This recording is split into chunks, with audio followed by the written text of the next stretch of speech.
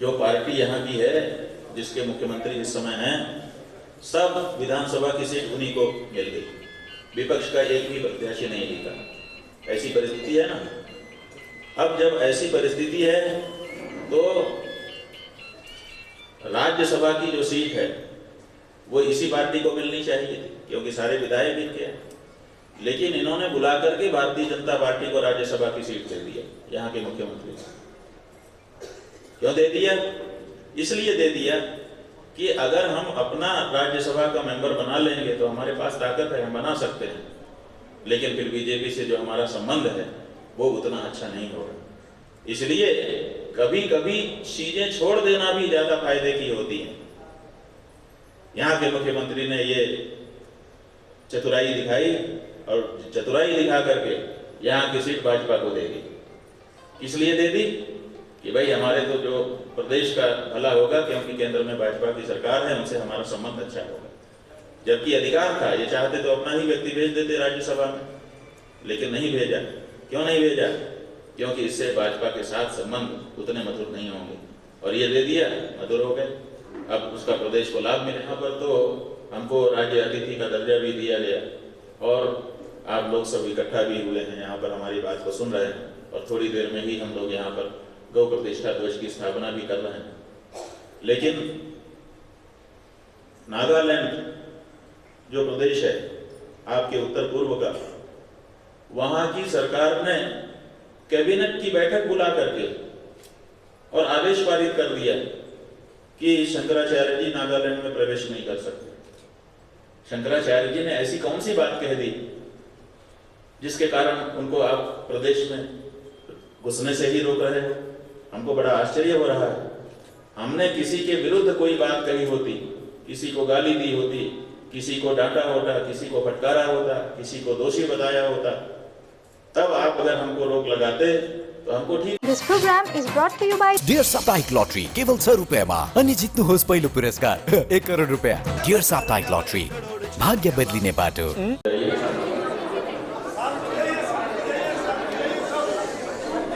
सिक्किम प्रदेश के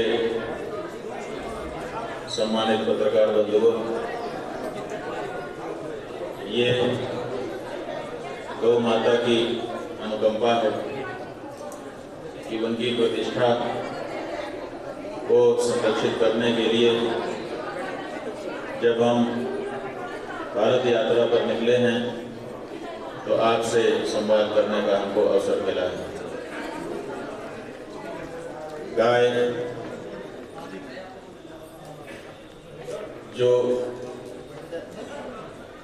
हमारे पूर्वजों की दृष्टि में कभी पशु नहीं रही, उसको आज स्वतंत्र भारत की सरकार ने पशु की सूची में रखा हुआ है, और इसी बात से हमारा हृदय दुखी है। हम गाय को माता का दर्जा देते हैं। कई लोग हमसे पूछते हैं कि आप गाय को माता कैसे कह सकते हैं? एक बच्चे ने हमसे पूछा कि गाय हमारी माता कैसे हो सकती है महाराज जी? अगर गाय हमारी माता होती तो हम भी बछड़े की तरह से होते, लेकिन हम तो बछड़े की तरह नहीं है। हमारे तो 4 पैर नहीं है, हमारा तो चेहरा भी अलग है, हम तो बोलते हैं, वो तो बोलता नहीं, तो हमारी माँ गाय कैसे हो सकती है? तो हमने उसको बताया कि गाय हमारी माता इसलिए नहीं है कि उसने हमको जन्म दिया, जन्मदात्री माँ नहीं है। इसलिए जन्म देने के कारण अगर माँ होती तो हमारा चेहरा भी उसी के जैसा होता। फिर उसने पूछा, फिर हमारी माँ कैसे? कुछ लोग इसका समाधान ये बताते हैं कि गाय इसलिए हमारी माता है क्योंकि वो हमको दूध पिलाती है। लेकिन ये बात भी सही नहीं बैठती है, क्योंकि दूध तो हम भैंस का भी पीते हैं, दूध तो हम बकरी का भी पीते हैं, दूध तो हम मिथुन का भी पीते हैं। बहुत सारे दूसरे ऐसे पशु हैं जिनका दूध पौष्टिक होता है और उसको पी करके हम पुष्ट होते हैं। तो केवल दूध पिलाने से अगर कोई माता हो जाती तो भैंस भी हमारी माता होती। बकरी भी हमारी माता होती, लेकिन हमने कभी भी भैंस माता बकरी माता शब्द नहीं कहा, न तो सुना है। आप लोगों ने भी सुना होगा, सुना है? नहीं सुना। केवल गाय के बारे में माता शब्द सुना जाता है। इसका मतलब है कि दूध पिलाने से भी कोई माता हो जाता है, इसलिए हम गाय को माता कहते हैं, ये बात भी नहीं। तो फिर क्या बात है? हम लोग सनातन धर्म के पालन करने वाले गाय को माता कहकर के क्यों संबोधित करते हैं, ये बड़ा प्रश्न है। तो हम आपको बताना चाहेंगे, इसका उत्तर ये है कि परंपरा ये है कि जिसको हम अपने जीवन में सम्मिलित करते हैं उसकी माता हमारी माता हो जाती है। जैसे हम किसी से मित्रता करें तो हमारे मित्र की माता हमारी भी माता हो जाएगी। अगर हम किसी से विवाह करें, अगर हम स्त्री हैं तो पति हमारा होगा, तो पति की जो माता है वो हमारी माता हो जाएगी। हो जाएगी कि नहीं हो जाएगी? अगर हम पुरुष हैं तो स्त्री से विवाह करेंगे, तो जो स्त्री है जिससे हम विवाह कर रहे हैं उसकी जो माता है वो विवाह होते ही हमारी माता हो जाएगी। हो जाएगी कि नहीं हो जाएगी? इसका मतलब है कि हम जिंदगी में अपने जीवन में जिसको सम्मिलित कर लेते हैं उसकी जो माता है वो हमारी माता हो जाती है। तो ऐसी परिस्थिति में हमने ऐसा एक कुछ है जिसको अपने जीवन में सम्मिलित किया है, उसकी ये माता है, इसीलिए गाय हमारी भी माता है। और वो क्या है? वो है सनातन धर्म। हमारे शास्त्रों में वर्णन आया है कि जो बैल है, वृषभ, वो धर्म का स्वरूप है। इसलिए धर्म जो है वो बैल है, उसकी माता गाय है। धर्म को हमने अपने जीवन में शामिल कर लिया है, इसलिए उसकी जो माता है वो भी हमारी माता हो गई है। ये हमारा गाय के साथ रिश्ता है। इसीलिए हम लोगों ने नारा लगाया है, आपने सुना होगा कि सत्य धर्म का नाता है, गाय हमारी माता है। किस नाते से गाय हमारी माता है? सत्य धर्म के नाते से हमारा नाता है। और हमारी जो भारत की संस्कृति है उसकी विशेषता यह है कि इसमें 4 पुरुषार्थ बताए गए, धर्म, अर्थ, काम, मोक्ष। ये जो 4 पुरुषार्थ हैं, इन 4 पुरुषार्थों के 4 प्रतीक हैं हमारे यहाँ, और उसको भारत की संस्कृति में स्वीकार किया गया है। आपके सामने हम ये चिन्ह है, इसको दिखा रहे हैं। ये आप बता सकते हैं कि ये किस चीज का चिन्ह है? ये भारत का राज्य चिन्ह है। अशोक स्तंभ है ये। इस अशोक स्तंभ के ऊपर एक अशोक चक्र है, और ये पूरा का पूरा यहाँ से लेकर के यहाँ तक भारत का राज्य चिन्ह माना जाता है। भारत ने राज्य चिन्ह के रूप में इसको गौ प्रतिष्ठा का संकल्प लेकर के, ये हमारे दाहिनी तरफ गोपाल मणि जी खड़े हुए हैं। इन्होंने पूरे देश में गौ प्रतिष्ठा आंदोलन चलाया हुआ है। इन्होंने ही देश के 4 शंकराचार्यों से अनुरोध किया था कि आप हमको आशीर्वाद दीजिए, इस आंदोलन को हम पूरा कर सकें। लंबे समय से, आज़ादी के पहले से ही हम लोग इस बारे में प्रयास कर रहे हैं। 78 साल आज़ादी के भी हो चुके, अब कम से कम ये बात स्वीकार हो जानी चाहिए। तो 4 शंकराचार्यों ने इनके आंदोलन को आशीर्वाद दिया, और उन्हीं 4 में से एक उत्तरामाय ज्योतिषपीठ के शंकराचार्य होने के नाते हमने इनके आंदोलन को बल देने के लिए ये भारत यात्रा आरंभ की है और आपके सिक्किम आए। बंधुओं, गाय के बारे में पूरे देश की बड़ी गहन भावना है। शास्त्रों में, वेदों में ये कहा गया है कि गाय से बढ़कर के दूसरा कुछ नहीं है। इतना महात्म्य है कि अगर रोज 5-6 घंटा हम यहाँ पर बैठ करके बोले हैं तो कम से कम 2-4 महीना लग जाएगा, तब जा करके हम सब जितना कुछ अभी शास्त्र में कहा गया है आपके सामने रख पाएंगे। इतने महात्म्य वाली गाय आज बोटी बोटी काट करके विखंडित की जा रही है, और उसका मांस बेच करके हम लोग धनवान होना चाहते हैं। जो गाय हमको सब कुछ देती रही है, उस गाय के सम्मान को हमने समाप्त कर दिया।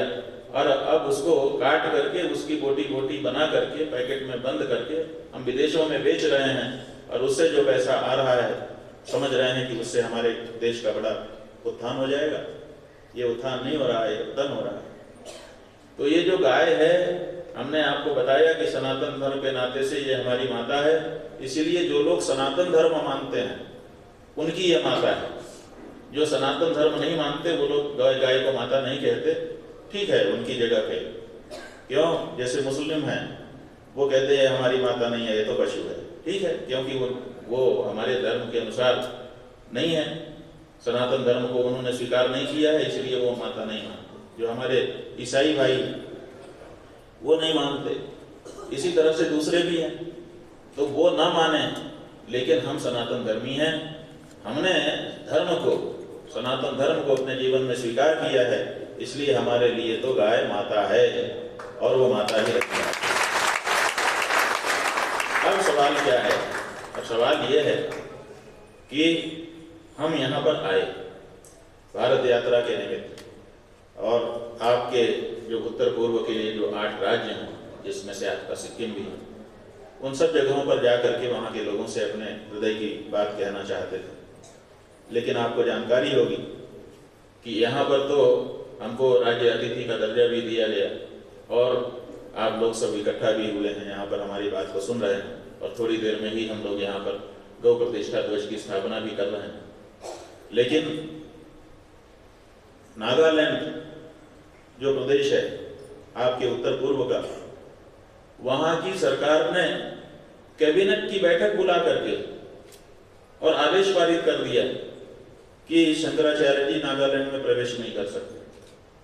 शंकराचार्य जी ने ऐसी कौन सी बात कह दी जिसके कारण उनको आप प्रदेश में घुसने से ही रोक रहे हो?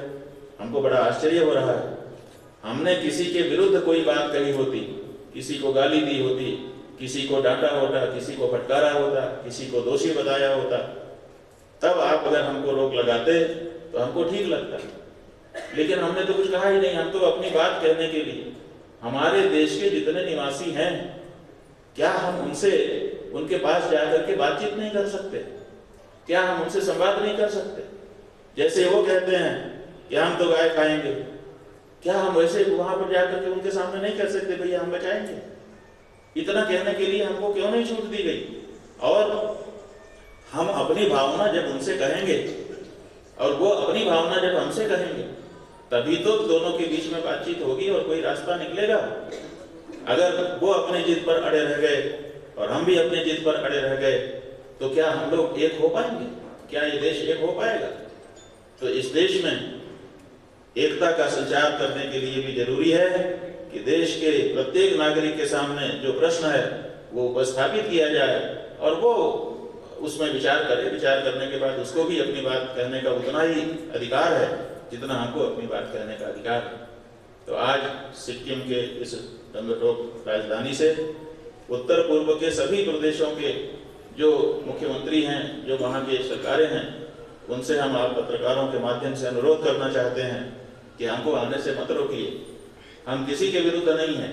हाँ, अब हमारी एक अपनी धारणा है, हमारी एक अपनी भावना है जो हमारे से ही उत्पन्न नहीं हुई है, हमारे पूर्वजों से चली आई है, और उसको हम आपके सामने कहना चाहते हैं। और हम आपको दोषी नहीं कह रहे हैं। आपकी जो समस्या है उसको भी सुनने के लिए हम तैयार बैठे हुए हैं। हम चाहते हैं कि इस बारे में आप हमारी भावना का सम्मान करें और हम आपकी परिस्थिति का सम्मान करें और मिल करके कोई रास्ता निकालें, ताकि ये जो भारत सरकार के सामने बहाना है कि हम हिंदुओं की इस भावना को स्वीकार नहीं करेंगे कि कुछ प्रदेश इस बारे में विरोध करते हैं। देखिए, अगर हम अपनी बात पर अड़े रहेंगे तो उसका कोई फायदा नहीं होगा। इसलिए फायदा नहीं होगा क्योंकि देश बहुमत से चल रहा है और बहुमत तो सनातन धर्मियों का है देश में। तो आज नहीं तो कल अगर जागृति हो जाएगी तो स्वाभाविक है कि बहुमत जो कहेगा उसको अल्पमत को मानना ही पड़ेगा। लेकिन मानना पड़े और इसमें और हमने आगे बढ़ करके रास्ता निकाल करके बना लिया रास्ता, इसमें दोनों में बहुत अंतर है। तो हम ये चाहते थे कि यहाँ के लोगों के साथ हम संवाद करें एक बार बैठे, दो बार बैठे, बार बार बैठे, कोई ना कोई रास्ता तो हम लोग जब बैठ जाएंगे और ये सोच करके बैठेंगे कि हमको रास्ता निकाल लेना है तो निकल ही जाएगा। तो इसलिए आगे के प्रदेशों की यात्रा भी हम करेंगे और वहाँ के लोगों से संवाद स्थापित करने की चेष्टा करेंगे। हम किसी के विरुद्ध नहीं हैं, लेकिन जो हमारी परंपरा है, जो हमारा शास्त्र है, उसको भी छोड़ करके हम जीना नहीं चाहते। अगर हमको गौ माता की सेवा नहीं मिलती है और गौ माता के विपरीत वातावरण होता है तो हम आगे चल करके भारत सरकार से कहना चाहेंगे कि हमको गोली मार दो, क्योंकि गाय को कटता हुआ देख करके हम जीना नहीं चाहते।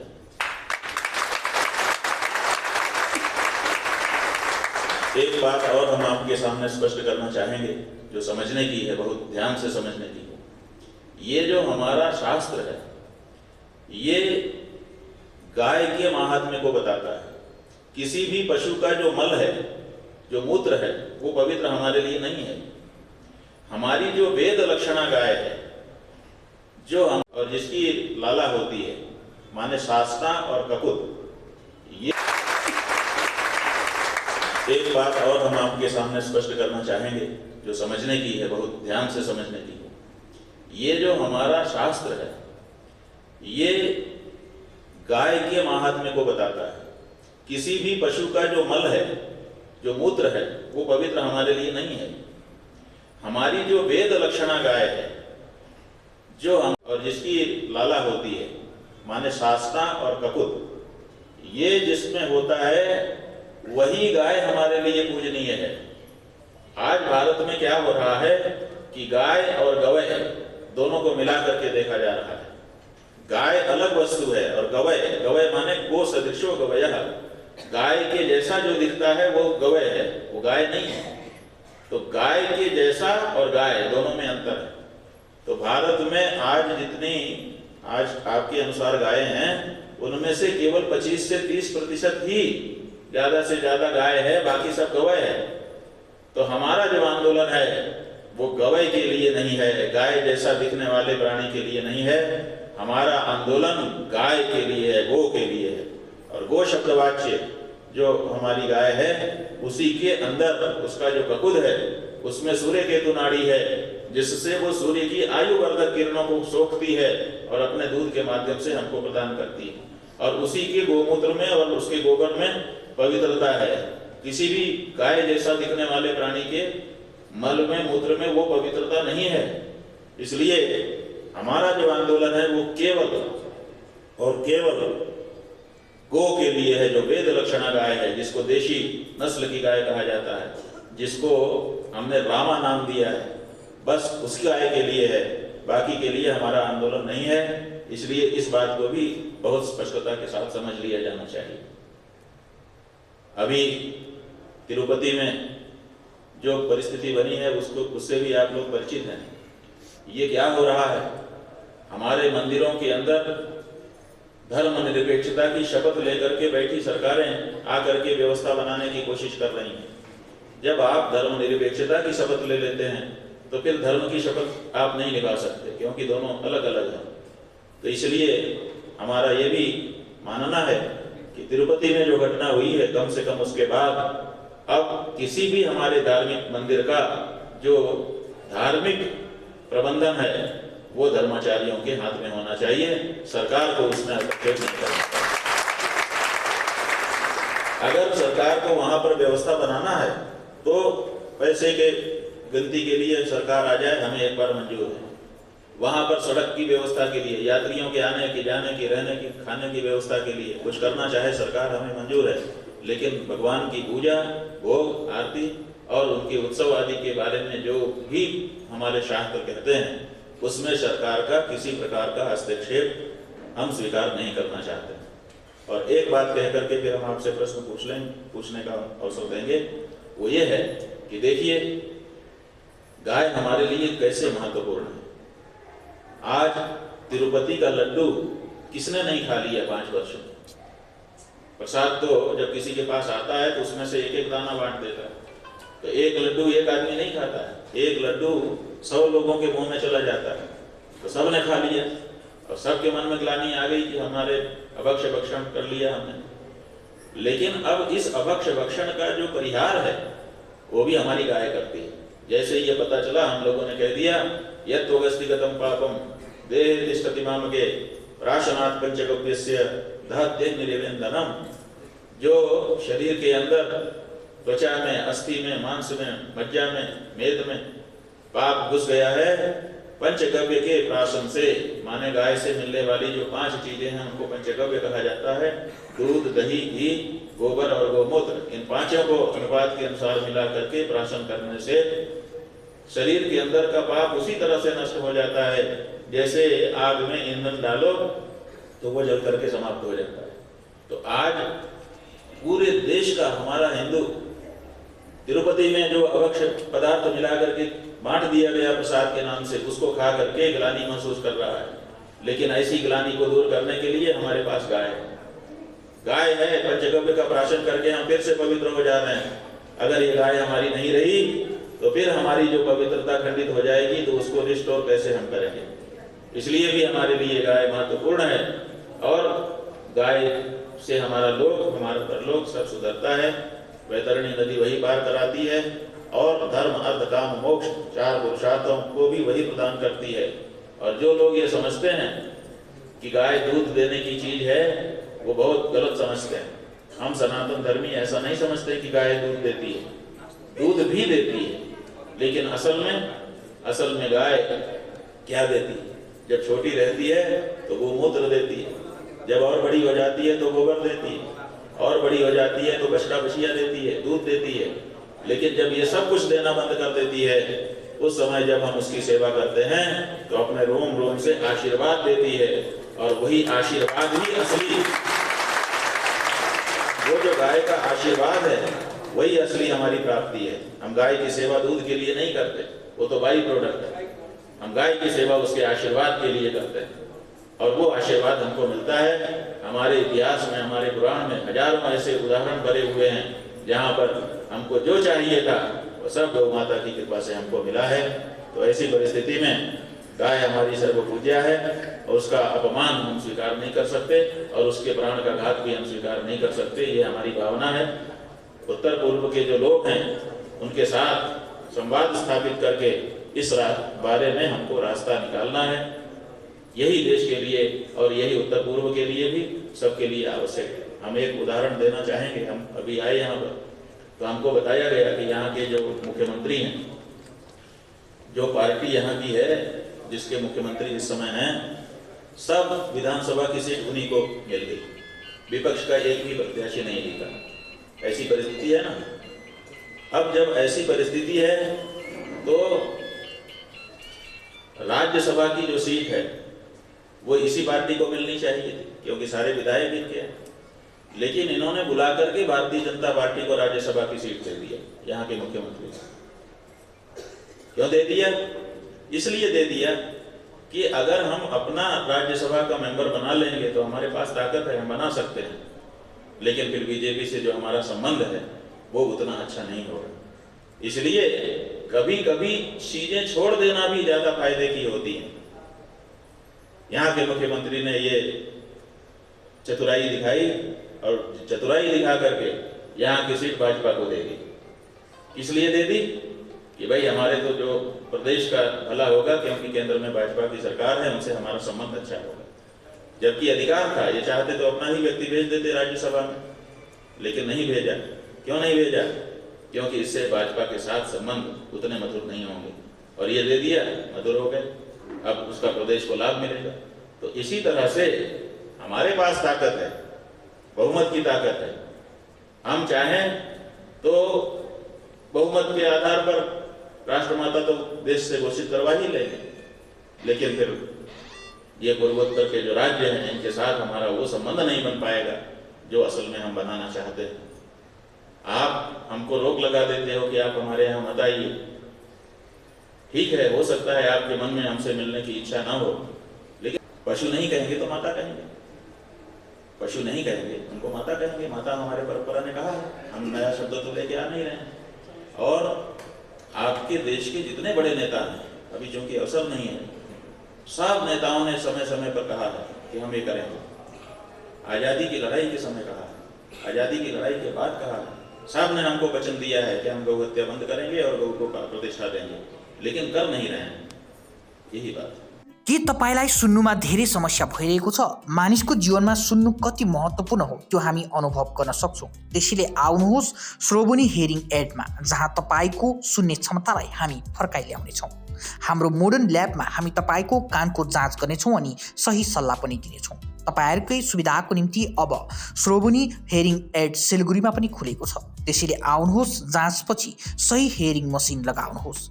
श्रोभनी हियरिङ एड सुन्ने नयाँ क्षमताको साथ। Address first floor Dwarika Rupmani plaza, पागजोतिन रोड, सिलगढी। म्युनिसिपल कर्पोरेसनको छेउ। Contact 9147375444। Can you believe this? के तपाईलाई थाहा छ सिलिगुडी फार्मेसीले हरेक औषधिमा दिइरहेको छ 22% छुट, साथै सिलिगुडीमा निःशुल्क होम डेलिभरी। सिलिगुडीदेखि बाहिर पनि कोरियर शुल्क मात्र 50 रुपियाँ। अर्डर गर्नलाई झट्ट सम्पर्क गर्नुहोस्। पसल बिहान 7 बजेदेखि राति 12 बजेसम्म खुल्ला रहनेछ र यहाँ 99% औषधिहरू पाउन सक्नुहुनेछ। सिलिगुडी फार्मेसीमा एक पोलिक्लिनिक पनि छ, जहाँ तपाईँ सिलिगुडीको प्रतिष्ठित डाक्टरहरूसँग सम्पर्क पनि गर्न सक्नुहुनेछ। Siliguri pharmacy, Netaji More, Subhashpally. Contact number 9933990001। अमिलालका द्वारिका क्यासल 3वटा सुन्दर टावरहरू, 40वटा लग्जरी फ्ल्याट्सहरू र 20वटा प्रिमियम दोकानहरूको साथमा सिलिगुडीमा तयार भइरहेको छ, जहाँ तपाईँले क्लब हाउसमा जिम, प्ले गार्डन र स्विमिङ पुलको आनन्द लिनुहोस्। यो रेसिडेन्सियल अनि कमर्सियल प्रपर्टी हो, जहाँ 12 फिटभन्दा अग्लो 3 BHK र 4 BHK फ्ल्याट्सहरू उपलब्ध छ। सिलिगुडी सहरको मुटु मानिने सेवोक रोडमा अवस्थित अमिलालका द्वारिका क्यासल तपाईँहरूको पर्खाइमा छ। झट्टै बुकिङ गर्नुहोस् र आफ्नो सुन्दर जीवन सजाउनुहोस्। Address Don Bosco More, Sevoke road, Siliguri 8069220660। Why do 90% of Darjeeling visitors rave about Glenaries? Let's find out. Welcome to Glenaries in Darjeeling. Since the British Raj, this iconic bakery has been delighting generations with its exquisite confections. Imagine biting into a pastry that whispers tales of colonial elegance. From their famous pastries to artisanal breads, every bite is a taste of Darjeeling's rich heritage. Step inside and you're greeted with unmatched hospitality and timeless recipes. It's more than just food. It's a delightful experience wrapped in history. So, whether you're a travel enthusiast or a history buff, Glenaries is a must visit. Glenaries, where every moment is a taste of history. Visit us today and savor Darjeeling's oldest confectioners. Glenaries, taste the legacy. Punjab state dear 200 monthly lottery. पहिलो पुरस्कार 1,50,00,000 guaranteed पुरस्कार। टिकटको मूल्य 200 रुपैयाँ। पहिलो पुरस्कार केवल बिक्री भएका टिकटबाट। We focus on making students future ready with the needs of industry. By acquiring skills, make students competitive in their careers. With relevant skills, making students are more marketable. With collaboration, keep updated with industry trends. During course, students are earning from their activities in the industry. Supplements to on-job learning on a regular schedule during course. Don't wait, secure your future now. Admission open. Medhavi Skills University, Singham, Bermioc. Contact us at 9874875876 or visit our website www.msu.edu.in. Dreaming of visiting Mirik? Luxury meets serenity, a perfect blend in Mirik's Mount Queen. Joy has no end. Just a 1.5 hour drive from Siliguri. The perfect destination for relaxation or corporate events. Experience breathtaking views of Mirik Lake and the pine tree landscape from the hotel, featuring exquisite banquets and spacious luxury rooms. Mount Queen Hill Resort and Spa, your new destination for a luxurious retreat in Mirik. Call to book 8001337000.